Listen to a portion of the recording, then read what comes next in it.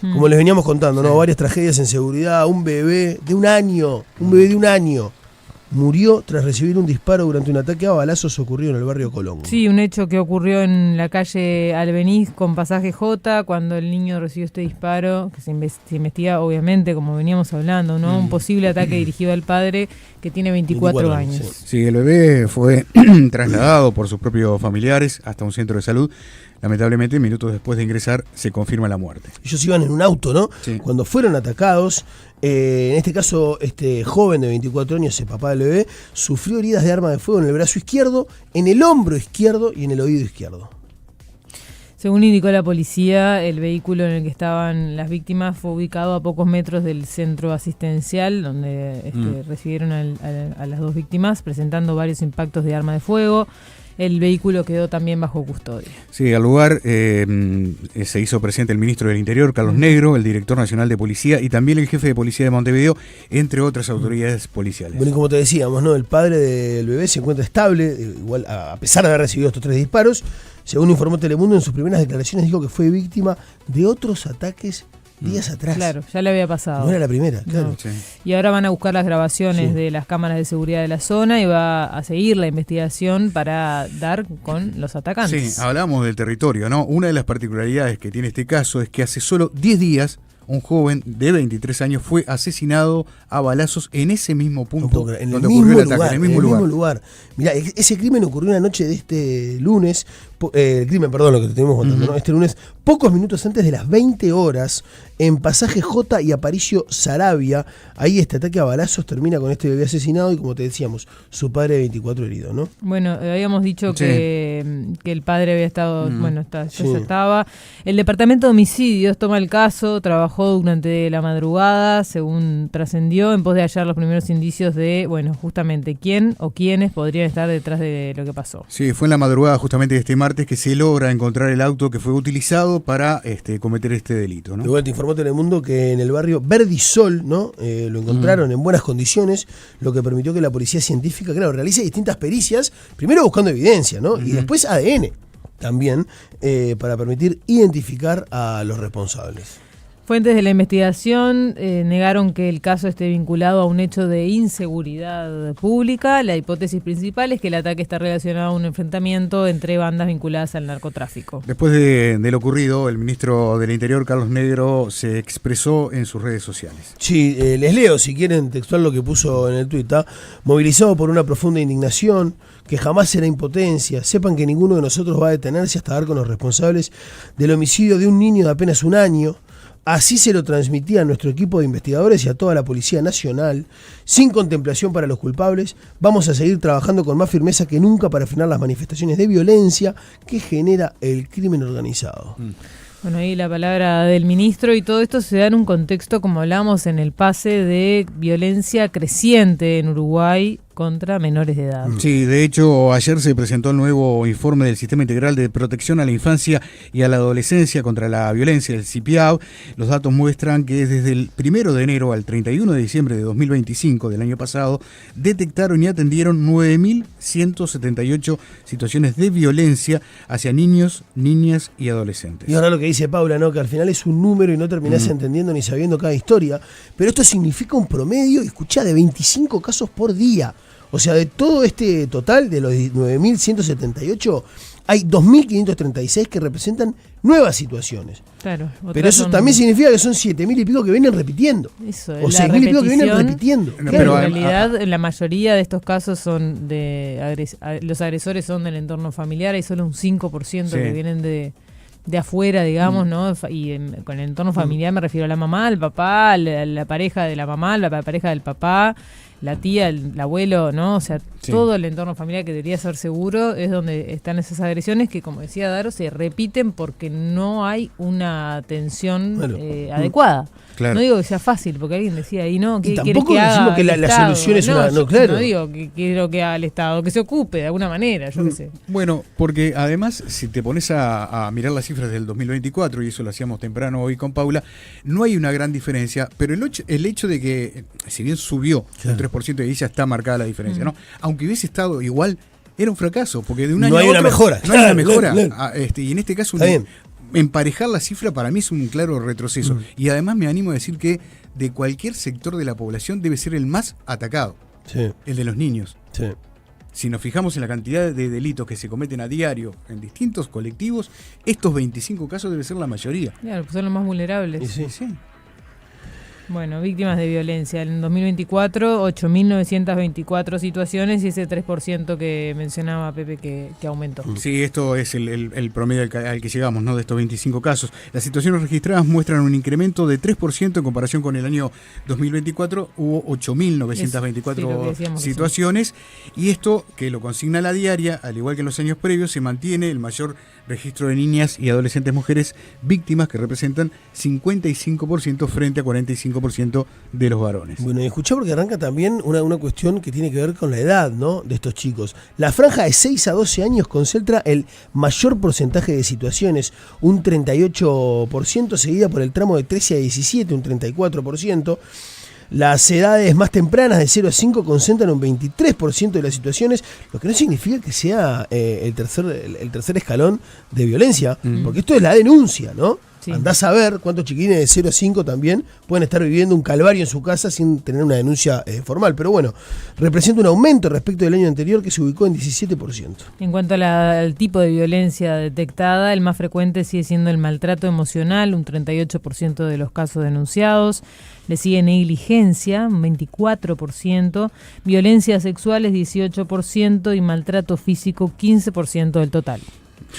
Negligencia. Sí, llama la atención, ¿no? Negligencia, 24%. Padres que no se ocupan. Exactamente. Como también pasó en años anteriores, la violencia sexual impacta de manera marcadamente diferencial a niñas y adolescentes mujeres. 76% de cada 4 situaciones de violencia sexual, 3 corresponden a niñas o adolescentes mujeres y 1 a varones. Perdón, me quedo pensando en esto que dijimos, ¿no? Las violencias detectadas y el tipo más frecuente no significa que sea uno u otro, se cruzan, ¿no? Sí. Porque el maltrato emocional puede venir enganchado con negligencia, con violencia sexual y con maltrato físico, las 4 al mismo tiempo. Sí. Bueno, a su vez es el único tipo de violencia en el que más de la mitad, sexual, ¿no? Sí. En el que más de la mitad de las situaciones se concentran en una misma franja etaria, la adolescencia. Los datos muestran una concentración significativamente mayor en el tramo de 13 a 17 años, que alcanza el 51% de los registros. Bueno, tiene sentido, ¿no? La explotación sexual. Claro. Bueno, y después decíamos el tema de las personas agresoras. Hay un desglose ahí de quiénes son los agresores. 34% son las madres, 29% son los padres, otros familiares 9%, y la pareja de la madre ahí aparece con un 8%. Casi 1 de cada 10. Sí, 5% son los que no pertenecen a la familia. 38% de las situaciones detectadas se ve que la persona agresora convive con niños, niñas y adolescentes que son víctimas de él. Sí. 38%. Puertas adentro. Sí. Con este panorama, la Red Uruguaya contra la Violencia emitió un comunicado manifestando su preocupación por las situaciones de violencia contra infancias y adolescencias.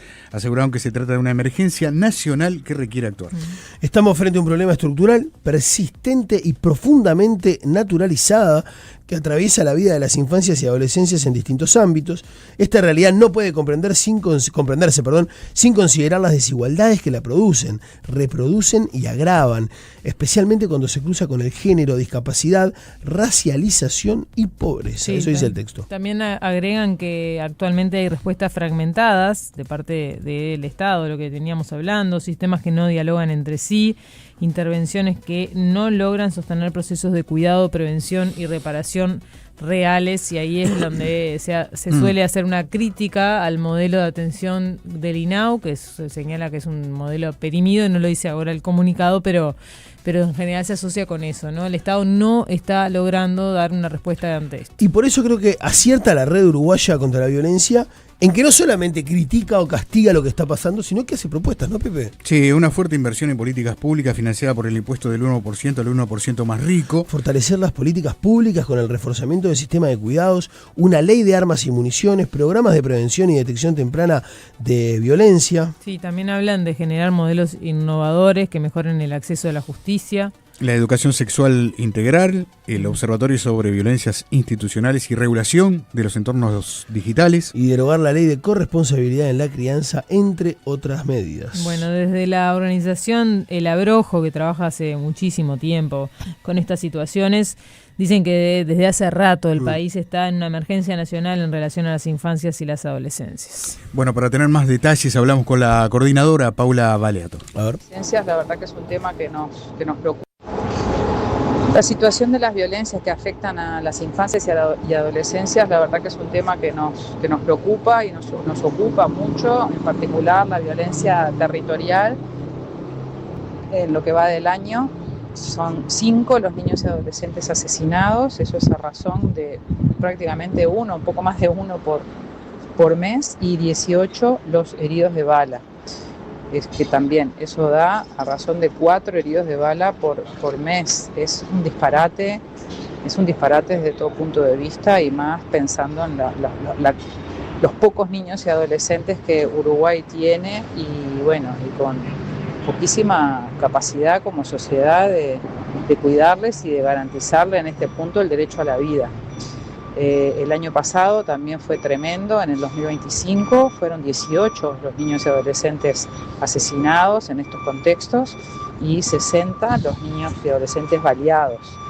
Nosotros como plataforma estamos planteando la necesidad de que exista política pública para este tipo de violencias, acción organizada y consistente del Estado que aborde tanto la prevención como la intervención cuando las cosas ocurren, y la reparación. Siempre nos preguntamos, bueno, esas cifras de niños y adolescentes heridos de bala, ¿qué pasa el día después, no? ¿Qué pasa el día después con esos niños, con esas familias, con esa comunidad? Para nosotros hace rato que el país tiene una situación de emergencia nacional en relación a las infancias y las adolescencias. No son solo los temas de violencia, pero la violencia es una de las expresiones más crudas de vulneración de derechos. Son también las cifras de pobreza y de desigualdad concentradas en el sector más débil de la sociedad, ¿no? Porque es el que mayor dependencia tiene de todos nosotros, de la sociedad adulta. Creemos que los temas de la violencia conciernen a la sociedad en su conjunto, son de la sociedad en su conjunto, de la familia trabajadora, del movimiento cooperativista. No es un tema solo de especialistas que trabajen con niños, niñas y adolescentes. Bueno, muchos mensajes se imaginarán, al 6900, por WhatsApp también. Y claro, quiero YouTube. destacar las Dale. cifras que decía Paula, ¿no? Sí. en este audio. Un niño o adolescente muerto por balacera por mes. Es 4 un disparate. heridos, ¿no? Es un disparate. 4 heridos. En esas cifras estamos. En esto de las frases hechas voy a decir una, Sí. pero no puedo no decirla, y es que los niños no votan, ¿no? Porque además, cada vez que se le exige políticas públicas, se le exige al sistema político, porque las políticas públicas no nacen por combustión espontánea y no se presentan si uno explora debajo de la tierra. Nacen porque hay voluntad política de otorgar presupuesto y hay un parlamento que decide votarlo. Nada de eso está ocurriendo. O sea, todos estos reclamos que surgen acá del 1%, de todo lo que vos quieras, que no sé si van a aportar una solución, pero bueno, por lo menos la gente que entiende y sabe del tema, que trabaja en territorio, Pone dice, arriba la sí, mesa. esto Claro. a mí me sirve porque nos ayuda para trabajar, pero no se vota, no sale esa plata. Entonces, será una frase hecha, pero discúlpeme, en este momento el sistema político está absolutamente dormido con este tema. Sí, mira, muchos mensajes que van en esa misma línea, ¿no? Y reclamando también un poco de movimiento. Qué mal estamos, quieren soltar presos, gastamos millones en catering y hay falta de personal en las instituciones. ¿A dónde vamos a parar? Quieren más impuestos, miren para adentro, por favor, manejen mejor mi dinero. Sí. Muchas también sobre el tema de la legalización de las drogas, ¿no? Vinculados con esos ataques que se están dando, como el del niño de 1 año. En los años 20 trataron de impedir la venta y consumo de alcohol, las matanzas eran igual que ahora, los traficantes, la policía tuvieron que legalizar el alcohol, denle a la gente lo que quiere y se termina el problema. Sí, lo que pasa es que Uruguay, así quisiese, si tuviese la voluntad política de hacerlo, No puede solo. no podría, Claro, no puede en solo. absoluto. Estás en una región, no hay un claro, ejemplo en el mundo de esto. Y además, lo que siempre digo, bueno, y el costo político también, ¿están dispuestos a pagarlo para sacar de encima todo esto y legalizar esta situación? Que no es nada sencillo, obviamente, ¿no? Nadie lo dice. También alguien puede decir, ¿y el costo que estamos pagando ahora de cantidad de vidas? Ponele que ya es bastante más caro. Otro mensaje de Laureano, dice: antes de preguntarnos qué está haciendo el Estado, deberíamos preguntarnos qué estoy haciendo yo. Todos somos responsables. Cuando hablo de responsabilidad de la violencia es cosa de todos, me refiero a que ¿cuántos de los que reclaman por seguridad son después consumidores? Buen día por decirlo así, dice: hoy amanecer con las noticias fue muy triste, la realidad de ver en lo que nos estamos convirtiendo. No veo marchas en contra de la violencia. Bueno, pidiendo, ¿no? También que la gente se pare un poquitito de manos y salga a la calle o reclame un poco más. En aquello que decías vos hoy más temprano, Pau, ¿no? De este adormecimiento, por lo menos, esto de verla pasar, ¿no? Yo ayer leí un tuit que decía: estamos agazapados esperando el próximo homicidio. Sí, agazapados esperando el ni próximo. siquiera agazapados, Sí. Estamos caminando por la calle. Sí, depende de qué lado. Haciendo Depende, nada, sí. Estamos haciendo nada, como si no pasara nada hasta que te pasa, ¿no? El Fortnite pasó de la pantalla a la vida real y no hay reset, dice también acá otro mensaje. La mayoría de los niños nacidos en Uruguay vienen de contextos críticos, la mayoría tendrán un futuro en el entorno delictivo. Personas con antecedentes penales no deberían criar descendencia, dice Anabela. Existe la posibilidad de la vasectomía, ligaduras, no sé qué. Hay que apoyar más a las parejas de buenos ciudadanos que no pueden o no quieren tener hijos por falta de políticas laborales que apoyen la convivencia familiar. Hay que erradicar la delincuencia de raíz y luego con las calles limpias. Así hablamos de la parte social. Haciendo al revés se multiplicó la delincuencia. Basta de teorías. Bueno, y en ese camino también, ¿no? Porque alguien te podría decir: loco, si hacemos siempre lo mismo no va a cambiar nada. O si venimos siguiendo la misma línea que no viene funcionando, ¿no? Y no lo digo yo, que no tengo ni idea y no sé nada. Estaría buenísimo que los técnicos, sobre todo la gente que trabaja hace muchos años en seguridad, plantee una cuestión ya paradigmática, ¿no? Es decir, bueno, estos caminos que venimos recorriendo nos vienen llevando a nada. Capaz que no es a nada, porque otro te puede decir: bueno, sería peor, o podría ser peor. Claro. Edward Hoffman, que nos está escuchando, especialista en seguridad, me comparte un posteo que escribió recién, que dice: la violencia homicida dejó de ser un hecho excepcional para convertirse en un fenómeno instalado, quise decir. Este es el punto más delicado cuando la sociedad empieza a convivir con la violencia como parte del paisaje cotidiano. No ocurre de un día para otro. Es el resultado de años de señales ignoradas, de respuestas parciales y de una pérdida progresiva del control territorial. Hoy el delito no solo actúa, se mueve, se adapta y ocupa espacios donde el Estado llega tarde o directamente no llega. Y en ese vacío la violencia se consolida. Revertir este escenario no es inmediato ni sencillo, requiere decisión, presencia real y continuidad en el tiempo, porque cuando la violencia se instala, retirarla cuesta mucho más que haberla prevenido. ¿Sabes qué? Levanto un poco el guante con lo que dice Hoffman, bueno. Pensando hasta logísticamente, hasta en el lugar en donde estamos. Creo que Montevideo se transformó en el epicentro de esto, ¿no? Obviamente que pasa en todos los departamentos, pero Montevideo tiene una crisis importante y lo demuestra el INE, las cifras del INE. La gente se va de Montevideo. Sí. Se va a Canelones, se va a Maldonado, no porque está la playa adelante, se va porque vive más tranquilo, porque es diferente. Por ahí no es idílico, no digo que Maldonado y Canelones sean lugares donde no pasa nada. Pero y además te diría que hay otros factores. Seguramente, pero seguramente la seguridad seguro que la seguridad es uno. El transporte, ¿no? La locura cotidiana es otro, que al final tiene todo que ver con todo. Está mezclado, total. Un abrazo para Edward, que además viene sosteniendo que el diario del lunes lo tenemos delante de la cara desde hace ya bastantes años, ¿no? Sí. Tremendo. Bueno, legalizar las drogas fue un experimento que ya se comprobó que no funciona, dice Genius Player. El que habla de legalización no ha leído el diario del domingo. Bueno, hay que erradicar la delincuencia de raíz y luego... ya lo leíste, dice, ¿no, Pepe? Sí, chicos, aquí en Uruguay está todo legalizado. Dice Cuadravis, cualquier persona fuma pasta en la vía pública y no está prohibida. Nuestro país legaliza todo, la violencia y el abandono, o sea, el sistema falló, dice Ramón. Sí, también se habla de la cadena perpetua, de Bukele, de distintas teorías vinculadas a la seguridad. En fin, cada uno deja su opinión, ¿no? Es un quilombo, y además también, insisto, con los técnicos y con que la gente que sabe hable, ¿no?